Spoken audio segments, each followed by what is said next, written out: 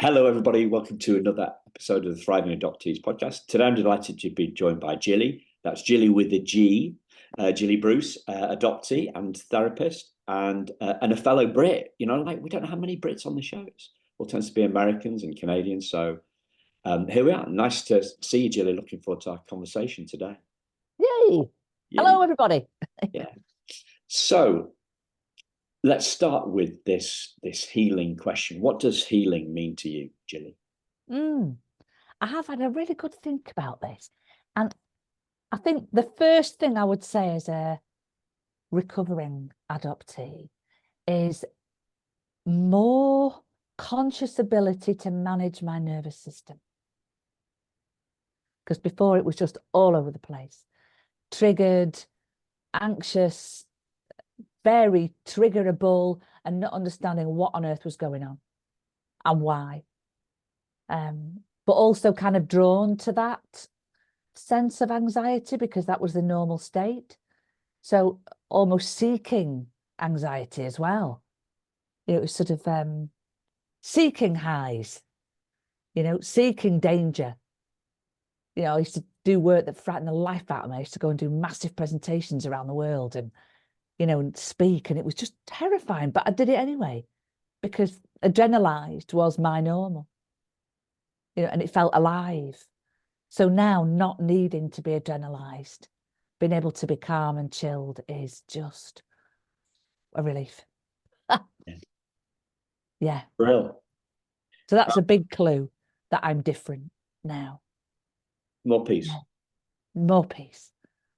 And not the need for the adrenalized highs. Yeah. And I think that's quite a common one, that you get these adoptees that are so used to feeling adrenalized that anything, nice guys are boring, for a start, but also, whether that would work activities or hobbies, people really wanting to get that adrenalized fix. And I'm glad to say I put that down. Yeah. Thank God. Yeah. I think that's my number one. Yeah. You put it down. Yeah. Explain a little bit more how. I think through all the work I've done, I've become to recognize that being adrenalized is a bit of an addiction, and that it doesn't serve me well at all. Didn't ever get any sleep, and finding some peace through various practices, really enjoying it and go, oh, this is what stillness is like. Oh, how lovely! I can just sit and relax and read a book, not needing to be up and doing. And yeah. Did you think it was going to be boring? I think so. I think I dreaded it would be boring. I think, oh, how dreary, just to be sitting still. And, I was a real on the go, stick thin, go, go, go, go, go. Next challenge, next. And it was all, of course, a distraction as well. It was a distraction as well as, being a bit addictive. Yeah. Distraction from what? From the pain. Don't be sitting for 5 minutes because you might have to acknowledge that you've got some distress here. Good denial strategy, actually, is busy, do. Then you don't have to sit and feel any of this adoption pain whatsoever, so just keep going, all that. Yeah. True Brit, soldier on. Yeah. Yes, a denial strategy, I would say, probably. Yeah. Yeah. Do you remember a particular moment when you got wise to this? When I started going to meditation classes. Starting to realise it was so difficult at first to try and meditate. It was just impossible. I'd be like Bridget the Fidget, twitching around. But then eventually starting to have moments of peace and going, oh, this is nice. Woo! And realising that I needed to expand that. So you said a more conscious ability to manage my nervous system. That sounds quite a doing thing, whereas what you're describing to me seems more like a being thing. Yeah. And I think because we're always going to get triggered. There's a nervous system that's shot to bits, that had a threat response. There's trauma in the system. So there's always going to be reactivity. There's always going to be an adrenalized, over things. But now I can manage it. Now I can recognize it. I've got enough awareness to go, oh, nervous system's off. Right, honey, let's sit and deal with that. Yeah. You know, and within 5 minutes I can have it sorted. Because I think it would be naive and unrealistic to expect to never, ever get triggered ever again. Because we will, you know, when we've got a nervous system that's shot to bits, you know, it's going to kick off. But now there's an ability to, A, recognize what's going on, acknowledge it, and sit with it and sort it. Yeah. Rather than let it run amok for a day, you know. Because one of my thoughts about how I see healing is kind of fits with that, which is basically being triggered less. Yeah. Yes. Yes. Yeah. And I came up with this a few weeks ago. I don't know if I did it. It was on a podcast or whether it was just a chat with a fellow adoptee. I talked about, I came with like 3 things, right? So we used to, I'm playing with the metaphor of a gun and a trigger, right? So we're triggered and there's an explosion. So we pull the trigger, there's a bang, and, and the bullet shoots out and does some damage. Yes. So that's stage 1. The next stage is when we pull the trigger and it makes a bang, but it's firing blanks. Ah. So it doesn't do any. Yes. So it doesn't do any harm, right? Yes. And then the next time, and that's number 2, stage 2, and then number 3 is when we pull the trigger and all you get is the click. Ah, yes. Because there's no bullet.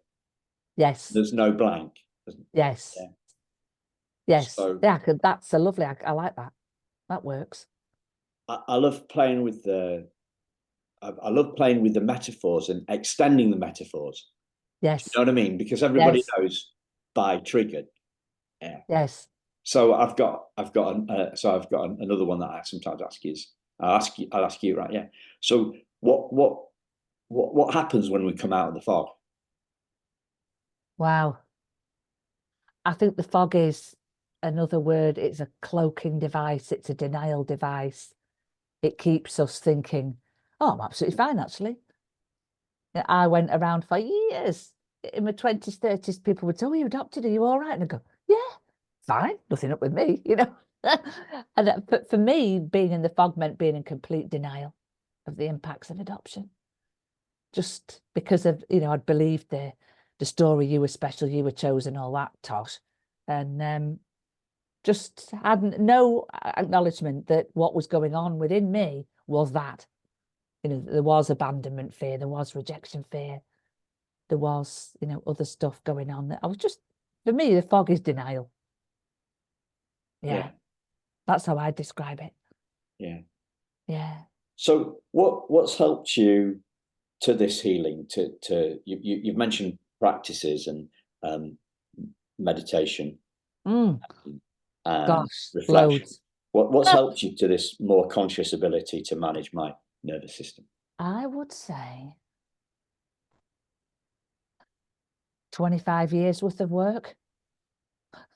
That's not very hopeful. Let me see if I can help that. And to help with the shortcut and not have to spend 25 years, I think it started off lots of workshops, lots of little healing workshoppy retreats and things, where I started to realize that I couldn't really be authentic, that, you know, it was really difficult to speak my truth. There was very much a don't speak, don't feel, you know, don't think, don't feel, don't express it, stuff it down, you know, that was really inhibiting me.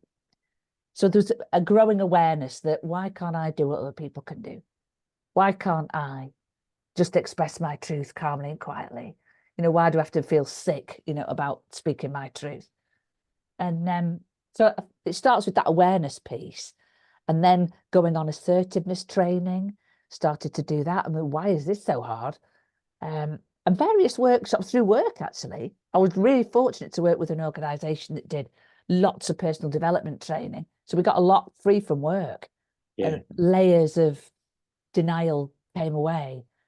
But then when I actively... This wasn't adoptee specific stuff. No, just generic stuff. But you started to hang on a minute, you know, and this would be in my mid-30s.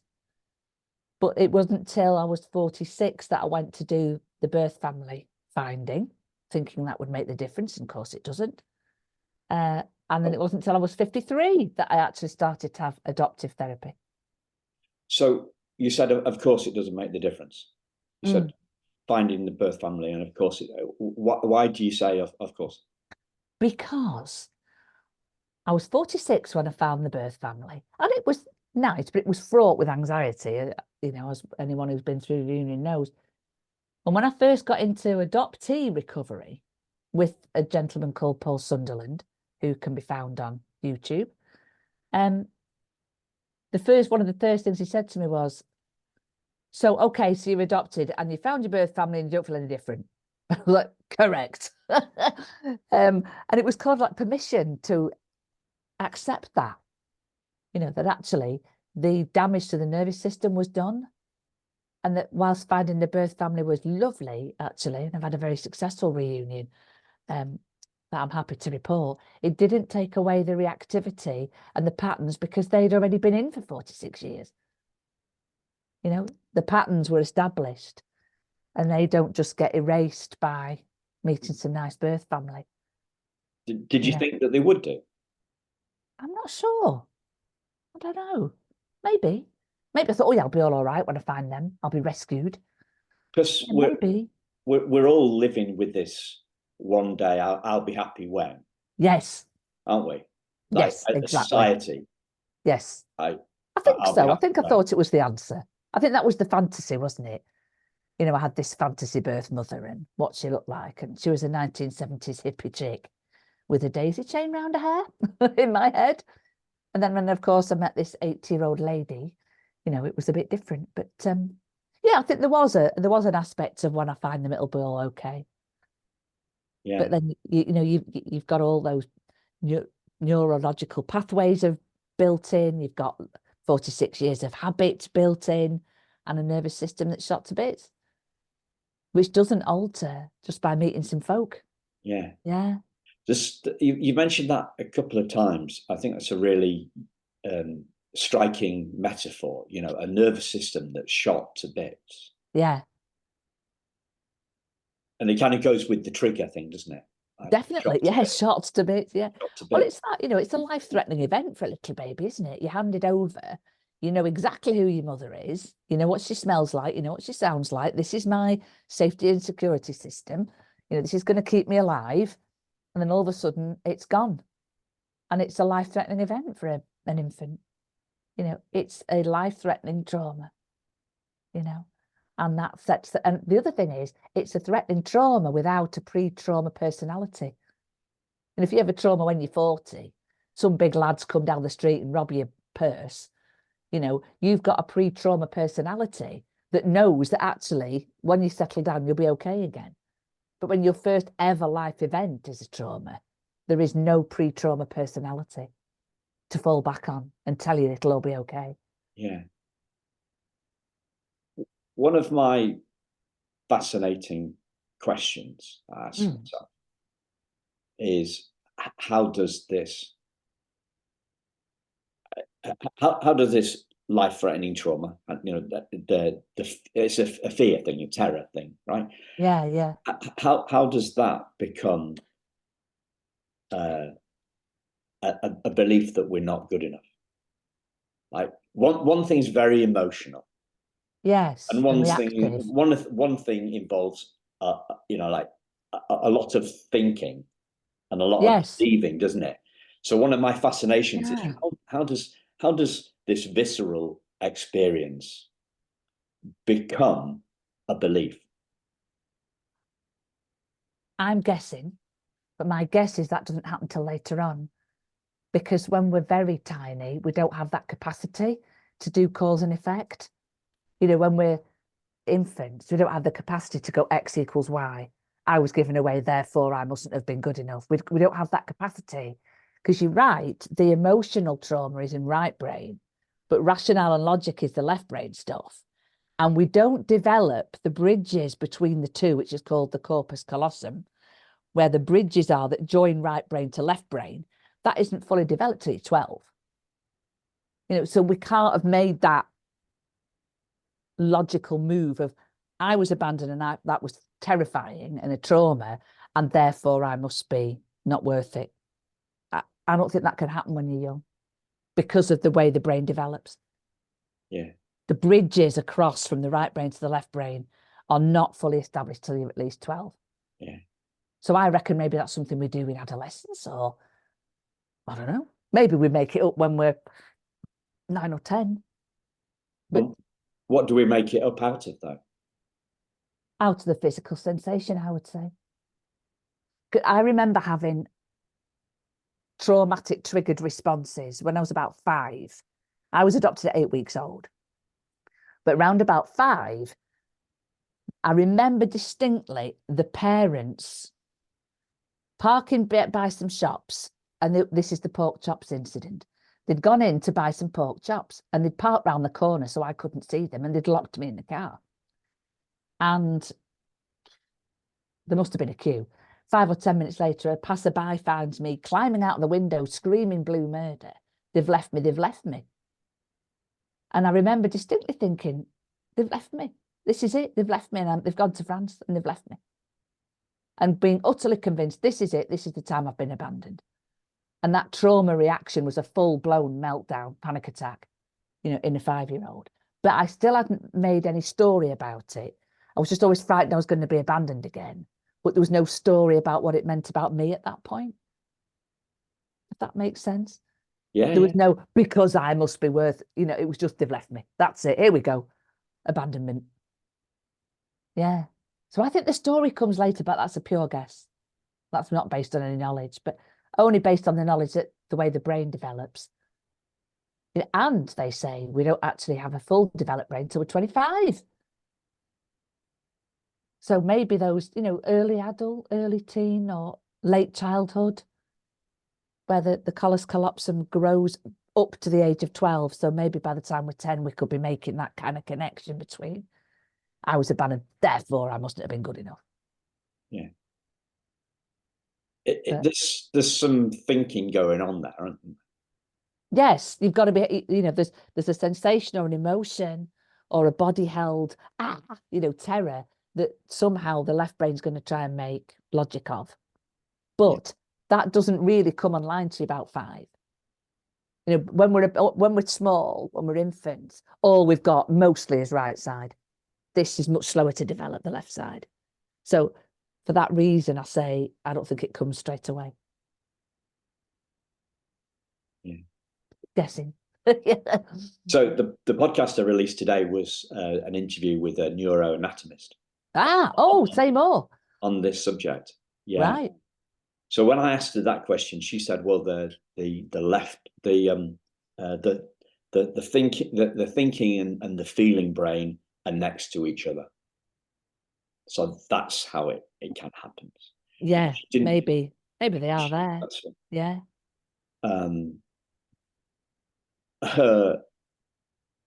So she's Gilli with a she's Gill with a J, actually. Right. She's got a fascinating TED talk. That's been viewed, I can't remember now, it's 20 or 30 million times. Fantastic. And it's left brain versus right brain. Yeah. Deep into stuff that you're talking about. Because she's a neuroanatomist, neuroscientist. She had a stroke. And she had a left brain stroke. So she lost all her emotional baggage. 37 years of emotional baggage she lost. Fantastic. But as she pointed out yesterday, she lost 37 years of good memories as well. So yes, there was no positive emotional charge to anything, but there was no negative emotional charge either. Wow. Blimey. Fascinating stuff. That does link into our stuff very much, doesn't it? Yeah. Yeah. Wow. So yeah, I think it was just a slow dawning for me, And we're making it up though. Yeah, for sure. But who knows? Who knows? We're as humans, we're meaning-making machines. We're making it up. So we have to have a story, don't we, about things. I can remember having visual memories of, first of all, being told you were chosen, And at that time, when you used to go into the dry cleaners with your laundry, they used to have high rails with all these clothes wrapped in plastic sheets with a pole where they unhooked the high ones because they couldn't reach them. And I had this image of my parents going into a dry cleaners and looking at all the babies in plastic covers and pointing to me and somebody lifting it down with a pole and going, this is the one you want. Yes, we'll have that one. And these weird visual memories of what I thought it meant. You know, and I was like 3 or 4. Yeah. Like, Didn't the plastic say, caution, plastic may suffocate baby? yeah, must have done. Maybe there was holes in it. Because what I'm getting at with this meaning making thing is we're making it up. Yeah. So if we made it up, then we can unmake it up, can't we? Yeah. And I guess that's kind of is that what you do as a therapist? Yes, very definitely. Because I think you're right. We have negative bias, don't we? You know, so we tend towards the negative anyway. So if I was giving away, well, it must be something to do with me. Yeah, and then we seek signs from confirmation bias, where we're looking for, yes, you see, there you are. I knew it was my, and we look for signs and then we turn them into facts, don't we? Yes, you see, I knew. Like me in the car at 5. Yes, that's it. They've gone to France. They've left me. I knew this had happened, and they were just in the queue for some pork chops in the butcher's shop. So how do we see through our made up stories? I wish I could find a way to say how to do it sooner. I think therapy helps us. First of all, acknowledging the story. First of all, writing that story down so we can see it in black and white.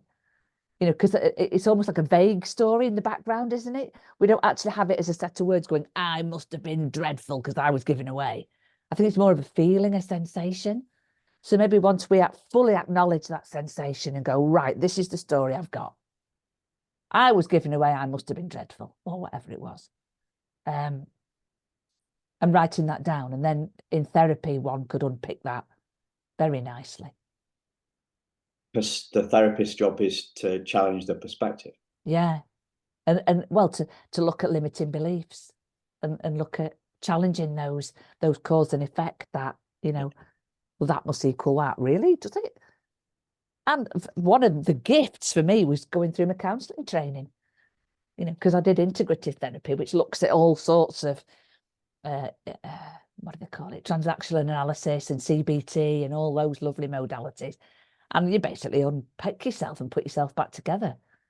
So, we should all do counselling training. Because that really helped me a lot, to see all the patterns and the thoughts and the story that we've made up. Yeah. Yeah. It's a bit of a hobby horse of mine, this, the belief. Yeah, go. Oh, the belief thing. The belief thing. Yeah, definitely. Because, well, in my opinion, from my perspective, beliefs seem more bustable than trauma seems healable. I would agree completely. Because beliefs are not facts. I always say this to clients, when we were all small, we firmly believed a big fat man was going to come down the chimney on the 24th of December and bring a load of presents. And we firmly believed it. And then when you got to 7 or 8, you kind of went, really? But we haven't got a chimney. And where does the sleigh park? And you start to have doubt, don't you? And then by the time you're 10, you've got some new information you don't believe at all. So yeah, I agree. I think beliefs are much easier to bust than a sense of trauma. What colour coat is that man wearing? Red. Okay.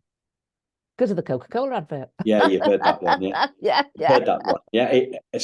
A century ago, it wouldn't have been red because it was green, wasn't it, originally? Coca-Cola changed it to fit. Yeah, I love that. That's bonkers, isn't it? So yeah, I think you're exactly right. I think beliefs are the easiest one. And in terms of my belief, it was enforced because of what I didn't hear as much as what I did hear. Because I was told your mother couldn't keep you and you were given away and now we've got you. But I were never heard and we will never give you away. So that was the sticky bit for me.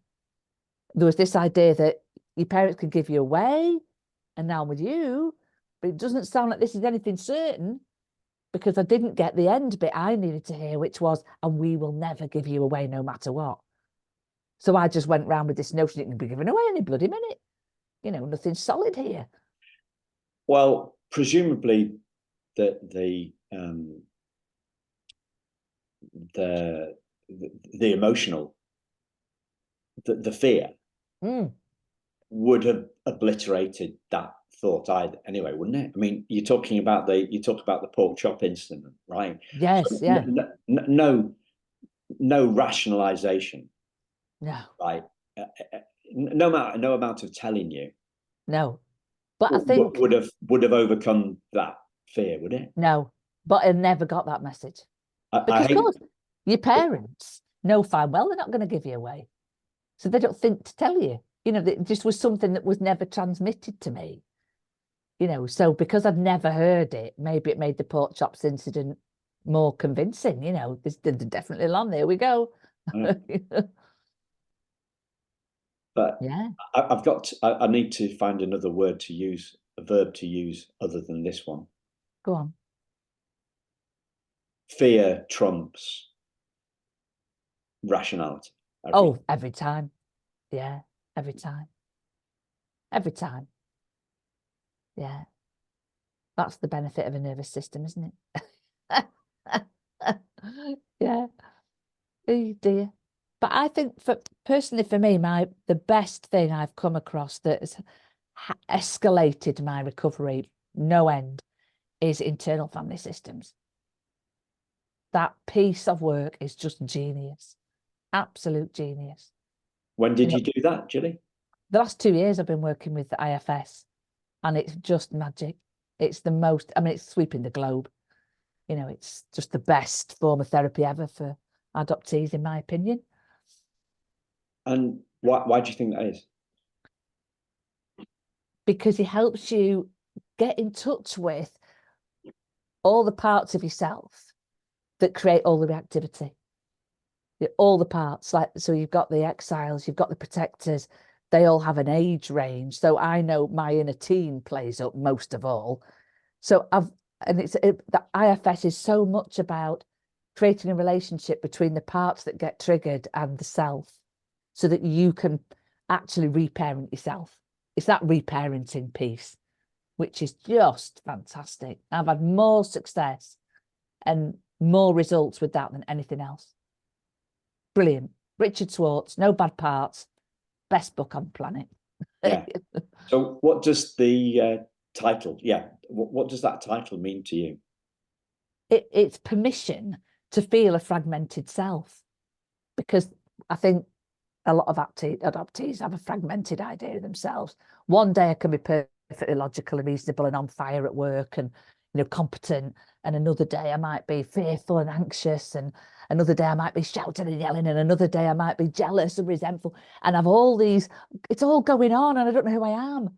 And actually internal family systems just is really clear that we're not a mono personality. We're a collection of sub-personalities called parts. And once we can identify them all and identify what their job is and what they're frightened of, and you can start to create some dialogue with them, job done. Yeah. Fantastic. And what is it about that? What does that uppercase S self that Dick Schwartz, that he talks about, what does that mean to you? Oh, it's my very best self. It's my wise adult, but more than that, it's me coming from a very spiritual place, from the heart, from a real point of clarity. It's almost the flow state. You know, it's almost that beautiful flow state, just clarity and loving, and, you know, we're all one, you know, back to that oneness thing, and really, yeah, coming from a very wise and loving place that's not reactive. It's certainly not a part. And I can tell the difference now. I know when I'm in a part and I know when I'm in my best self. Yeah. finding yourself at last, it feels like. Finding who I've always wanted to be. I went, oh, this is what's been going on. Fragmented, alienated from parts of the self, you know, as an adoptee. It's just that trauma piece. That Janina Fisher talks about that a lot as well. Sorry, who's Janina Fisher? She's one of the gang that worked with Bessel van der Kolk with The Body Keeps the Score. And she's an amazing therapist, superbly wise lady, who some of the American audience will know and love. And she has a new model, which is very similar to internal family systems, but she talks about the 6 trauma responses that will, you know, if we've got trauma, there'll be 6 trauma responses running, which are fight, flight, freeze, fawn or please, in other words. Then there's attach and cry for help, and submit and collapse. And, you know, at points, I think I've acknowledged all of those running. So Janina Fisher's work is incredible on trauma and how those parts live within us, how a fight part doesn't necessarily mean I'm going to go and punch somebody. It just means I might get angry or resentful or resistant or critically judgy, or, you know, it's lowering the levels. It's those kind of behaviours, or it's self-harm. You know, so she fits it all beautifully into the parts that are trauma, you know, and what they look like. So a lot of us might be, you know, people pleasers. You know, that can be part of that kind of response, the fawn response. So I've done so much learning as part of my counselling training that's just made so many bits slot into place to go, oh, that's that. Oh, that's that, look. You know, and so I think, yeah, gaining the knowledge has been really helpful. Gaining the knowledge, doing IFS, cranial sacral therapy has been wonderful as well. Body health work. Cranial sacral therapy, which is body-based. That's lovely. I identified where my little tiny baby was in my body. It was tucked under my right hip. So yeah, I've done so much, and I've spent God knows how much money on recovery. God knows, thousands and thousands and thousands. Far too much. When we should be getting this on the National Health Service.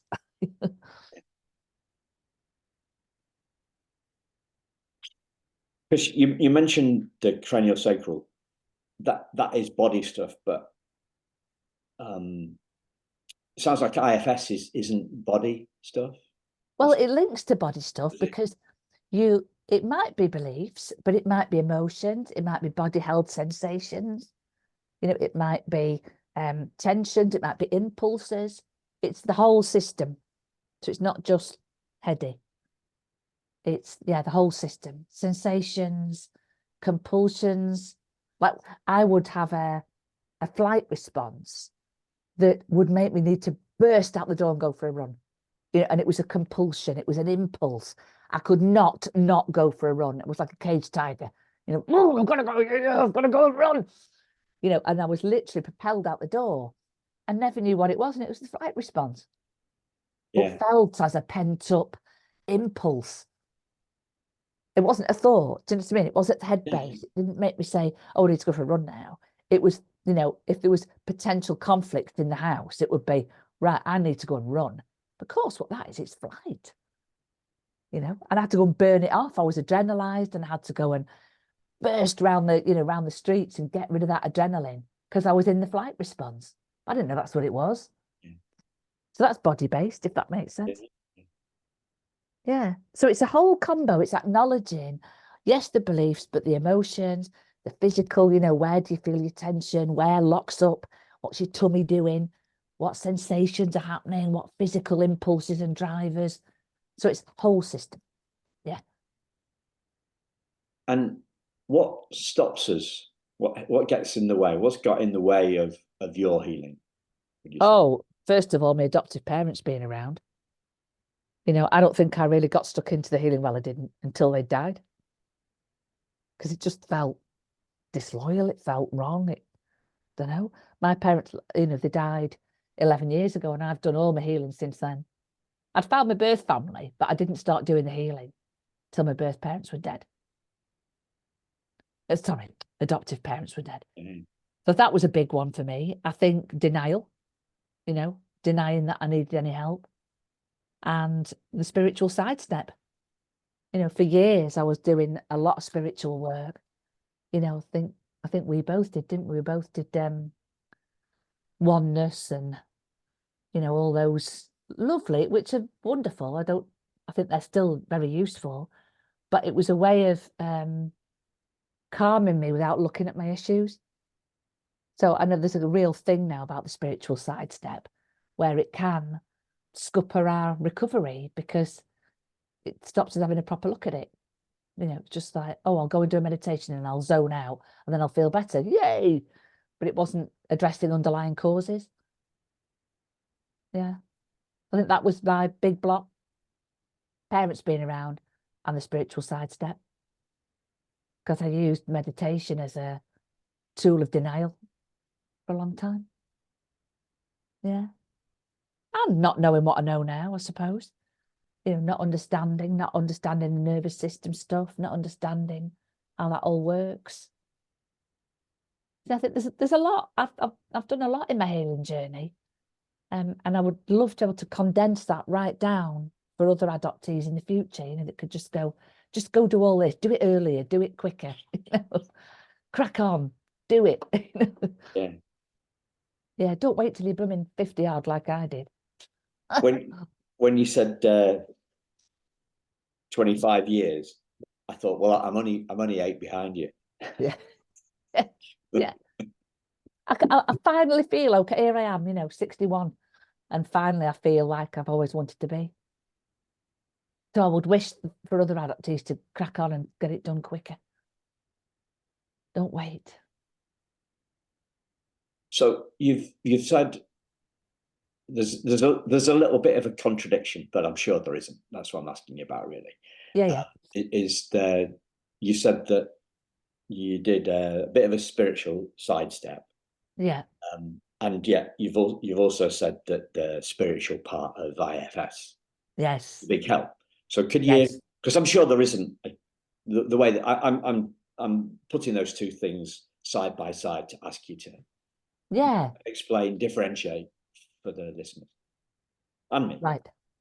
I think when I was younger, I went to meditation classes not so much to grow myself as just to zone out. So I went to meditation classes, I went to Buddhist classes, but it was less about growing as a spiritual being. It was more about zoning out. Whereas the work I've done latterly, I still do Buddhist stuff, but it was with more attention on growing, identifying my difficulties and problems, bringing the shadow sides of myself front and forward, the bits that I didn't like, the traits that I had that I was ashamed of, bringing them out of the shadow, bringing them forward and working on them.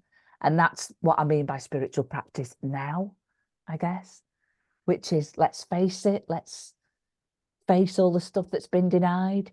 Let's grow as a loving human being. So, yeah, I think I have used spiritual practice in two different ways. One as a numbing tool, and secondly as a growing tool. Yeah. I think that works. Yeah. There's some real wisdom there. And here we are, finally happy at 60 odd. And and did it help you? Did the earlier spiritual stuff make it easier for you to get the spiritual part of IFS? Definitely. Just a bit, because the one skill I had learned was how to meditate. So that tool was really useful. But yeah, I think without uncovering the demons and bringing the stuff out of the shadow and bringing it forward, I couldn't have worked on myself as much. Shadow work's been fascinating as well, actually.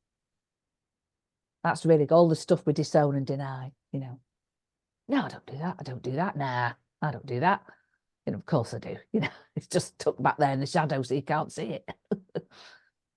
So, yeah, so many useful practices in my life. I've got a store of personal development books, like a library, that I've ploughed through. What are you reading at the moment? Well, I've actually gone back to reading Richard Schwartz again, but yeah, and I've used Eckhart Tolle and lots of other folks along the years and really enjoyed their work, and I think it's really helpful, just to give you perspective and help you feel actually there's more to life than just this. Yes, being an adoptee is difficult. Yes, it's tough, but actually it takes my attention wider, broader. Yeah. How are we doing? I think we're doing great. I was gonna say, I'm gonna ask you, just go back in. You said you've done lots of different practices. So, have you tried other body-based stuff alongside Yes, cranial sacral therapy? I have havening, which was very useful.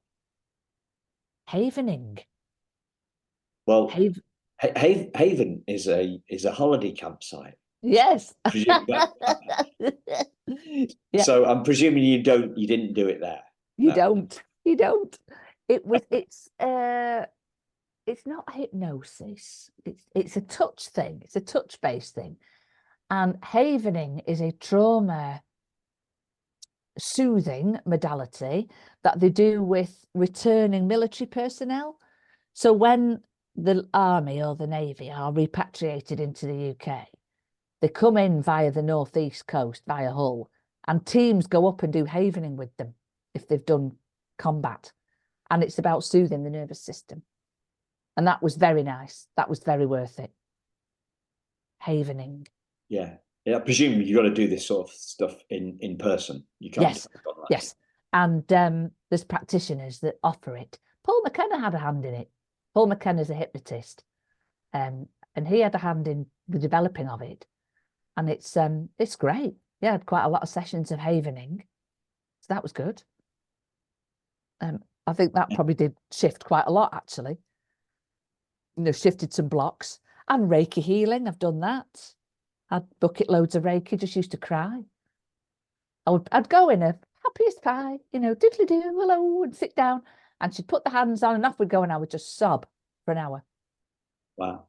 And I think that was just letting out all the grief, the stored grief that was just, it didn't have words, but was there in the system somehow. Yeah. And I just used to cry and cry and cry. And I think that was letting go of the grief.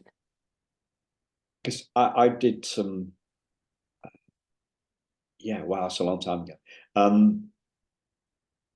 24 years ago. I did some Reiki. I went to see this woman once. Tried a couple of different people, and one of them said that she'd never felt anybody as hot as me. Wow. I don't mean hot as in sexually attractive, clearly. Yeah. Oh, I'm sure you do. She said she'd never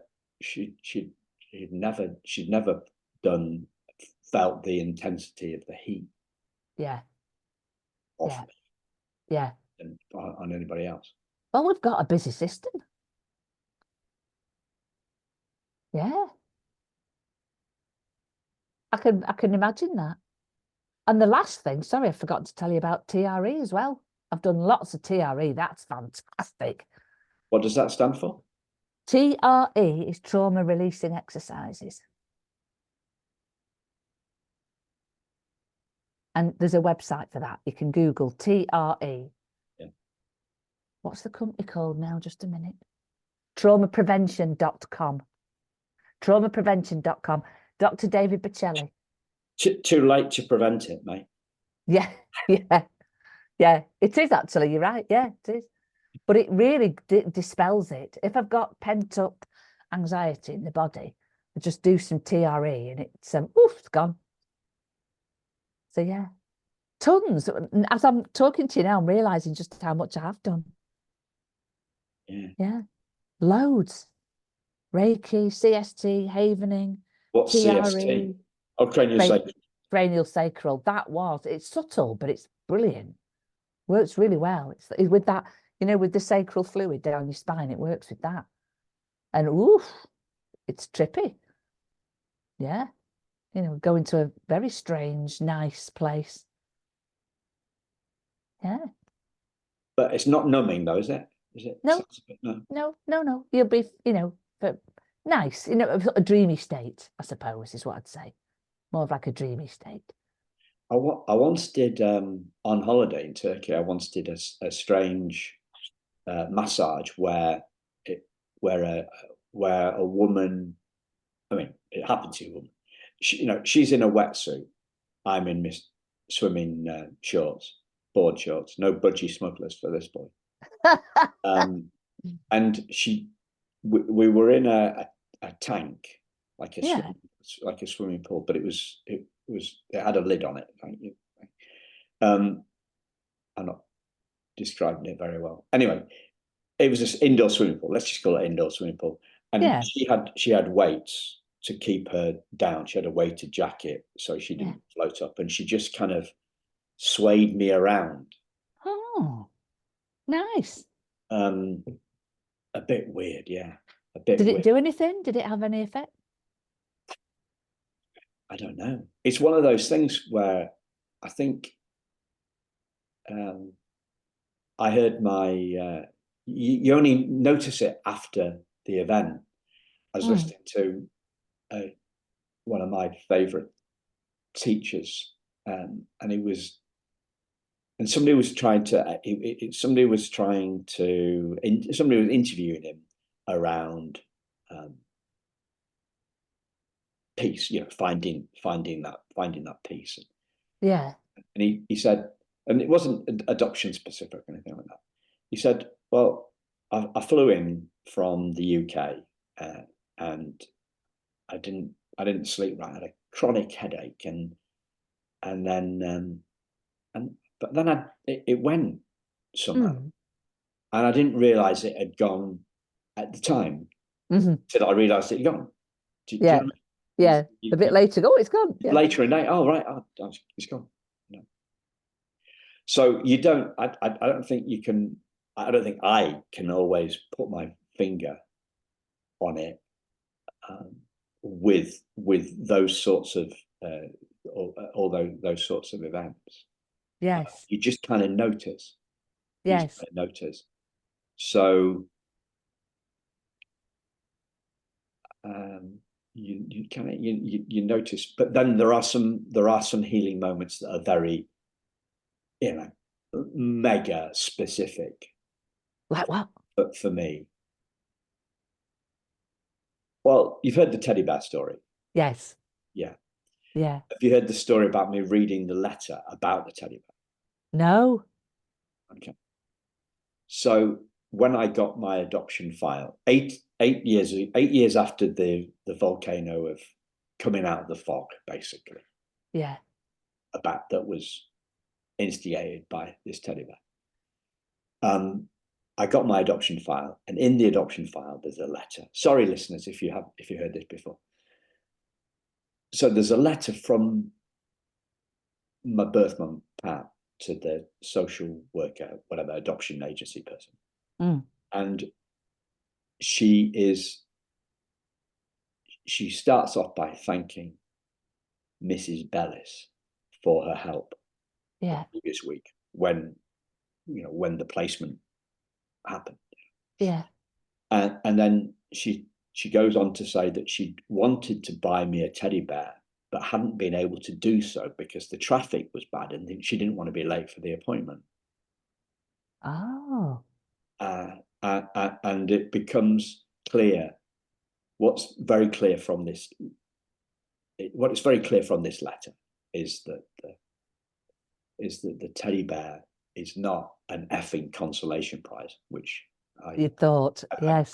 I'd said once, right? Yes, I remember. I'd thought for 20 seconds. It was a symbol of her love, and I felt. So I'm in floods of tears, and the floods of tears kind of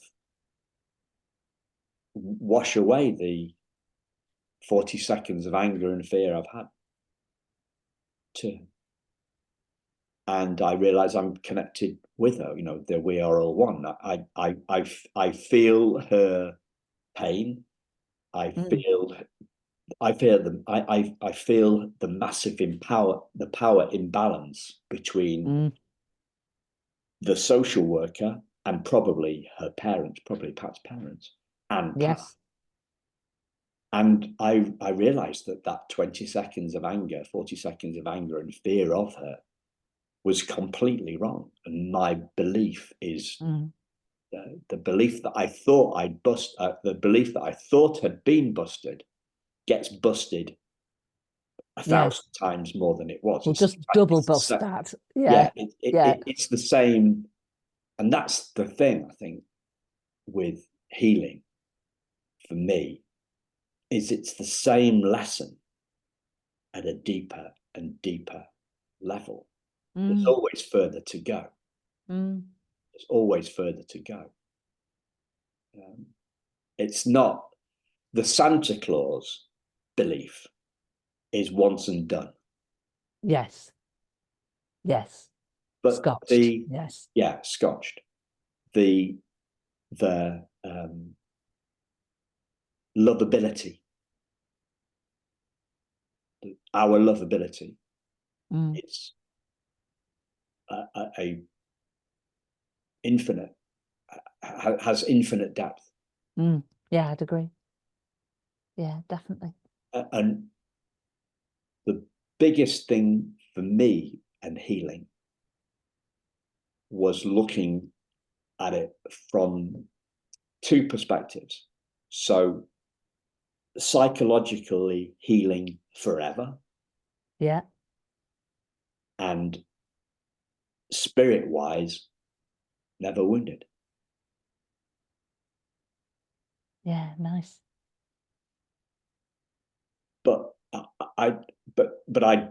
I'd been, you were talking about spiritual sidestep. I think some people call it spiritual bypass as well. Yes. And you talked about meditation to zone out. I never did. I never done any meditation at all. Well, no. Maybe tried it a couple of times, but I couldn't. Yeah, I think I tried it once. I couldn't. There was too much going on in my head for it to. So I think I was, some of my stuff was I was on a mission stuff.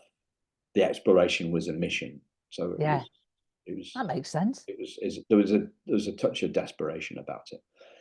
But until I saw this thing, also, I think I was out of touch, right, with this purely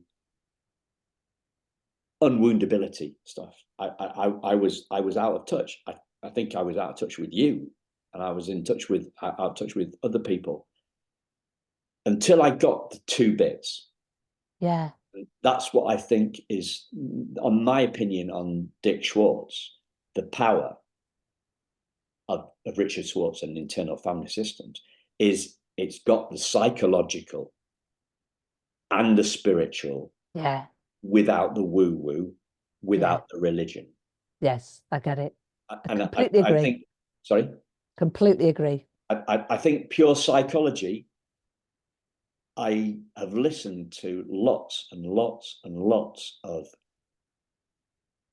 people whose certification, whose training is classical stuff, and they still use all those letters, but they don't use what they learned back in the day. They are far more into the uppercase self stuff.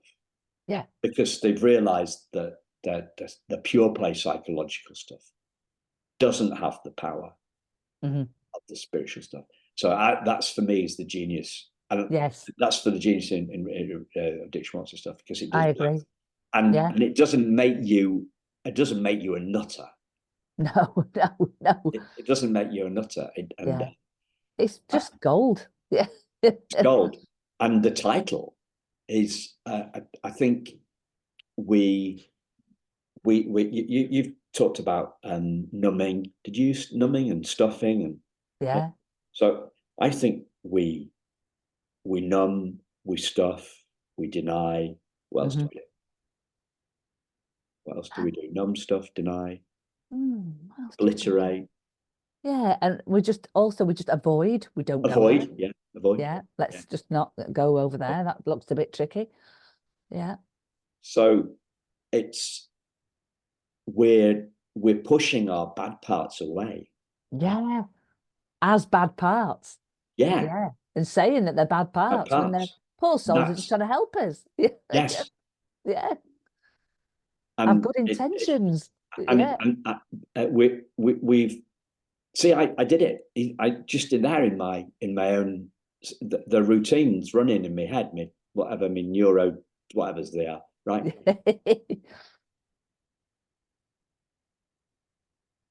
I designate a part or a feeling as bad, and I try and push it away.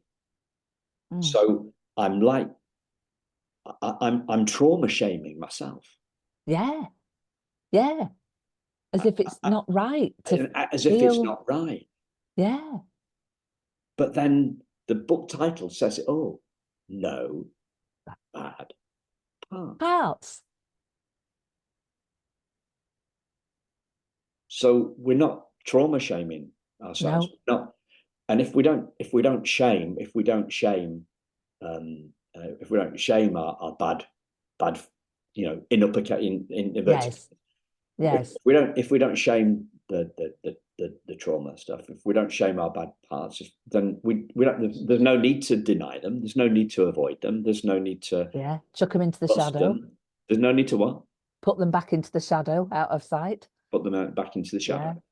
Yeah. So the title said it all. No bad parts. Yeah, fantastic. There is no bad parts. None of us have any bad parts.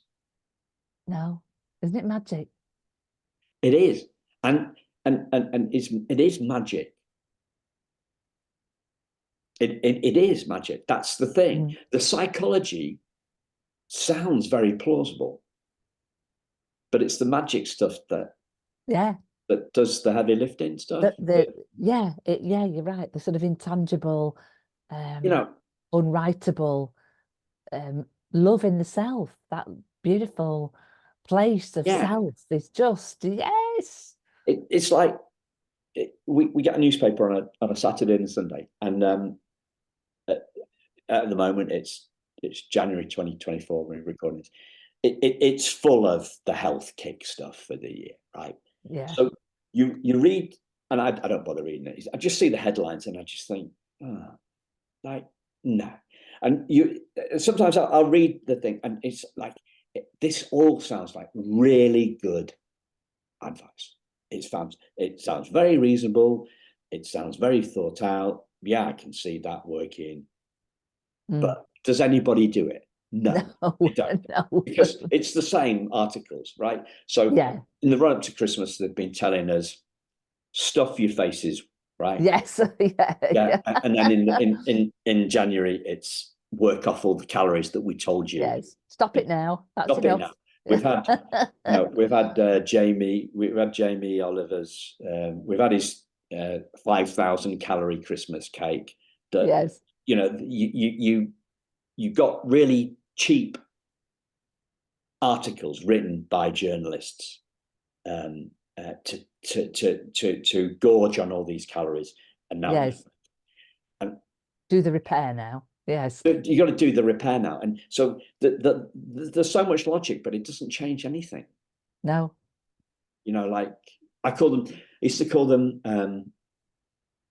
You go down, when I go down the swimming pool, I call the people, because it's busy, right, in January. Yeah, I call them resolutionaries. I love it. Right? So they're perfect resolutionaries. Love resolutions, and we're all we're all saying, "Man, it's been chaos in the pool today." Yes. Wait till February.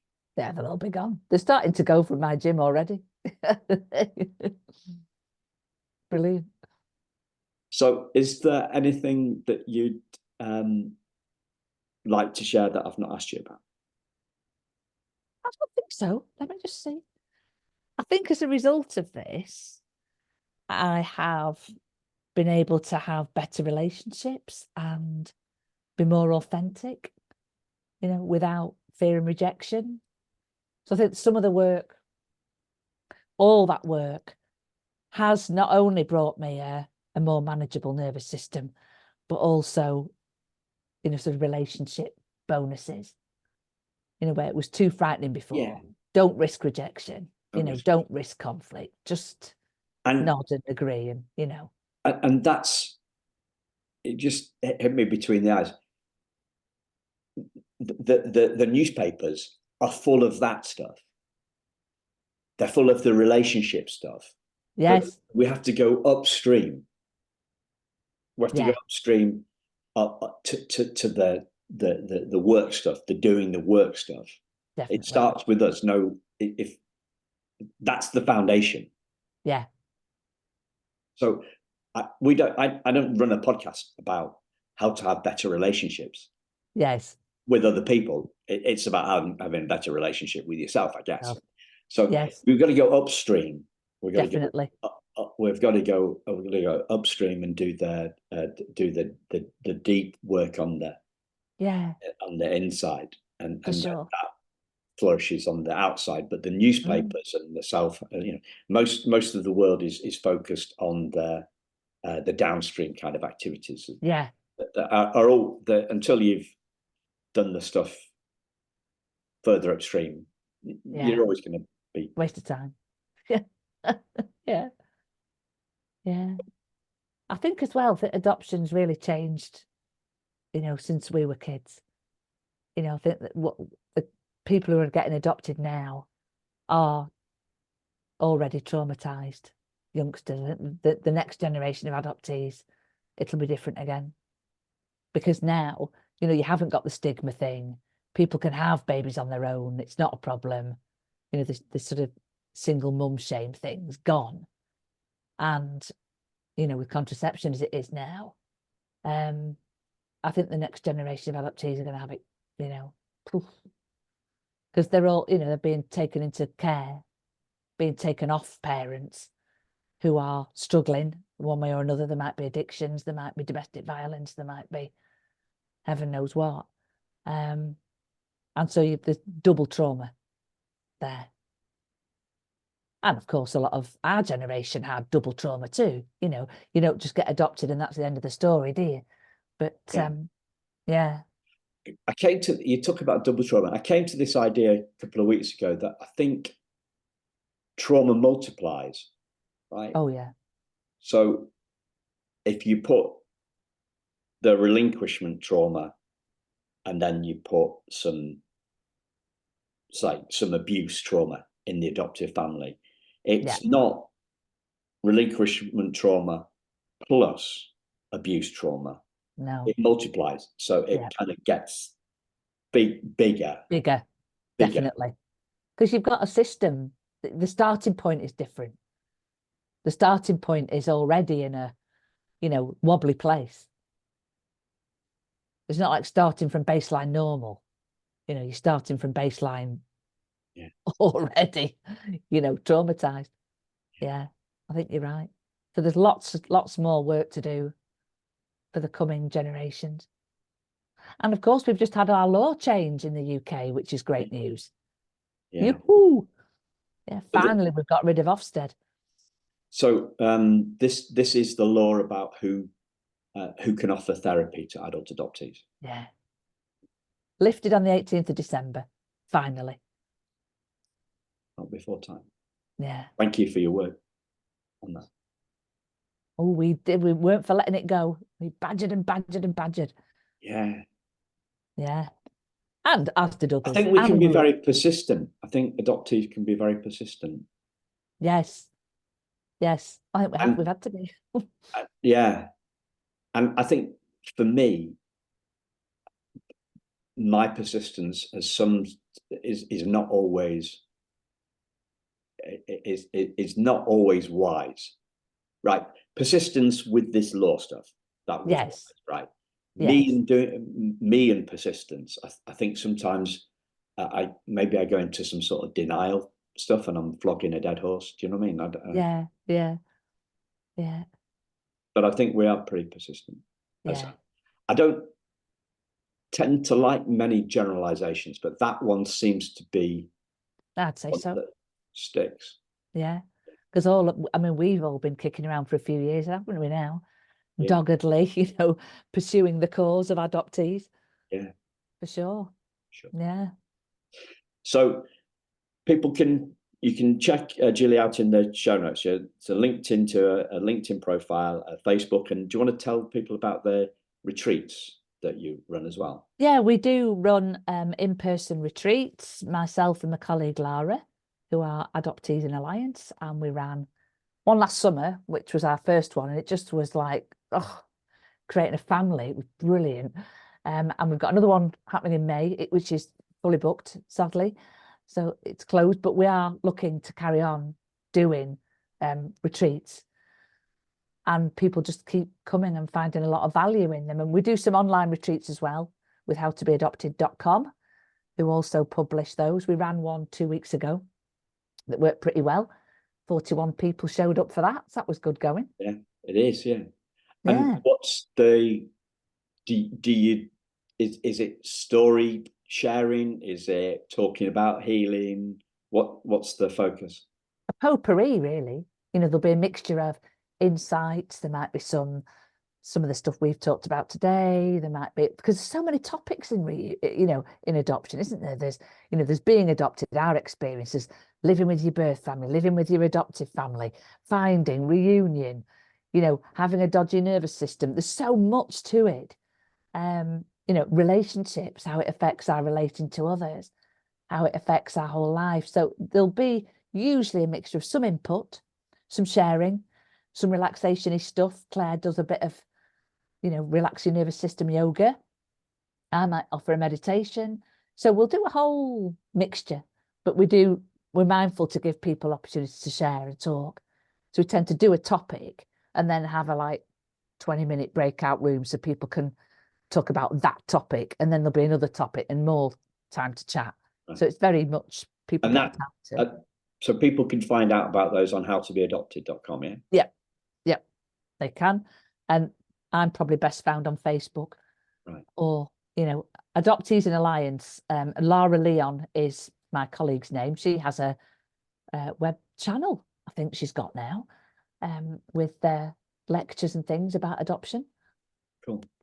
And that's Adoptees in Alliance. Yes.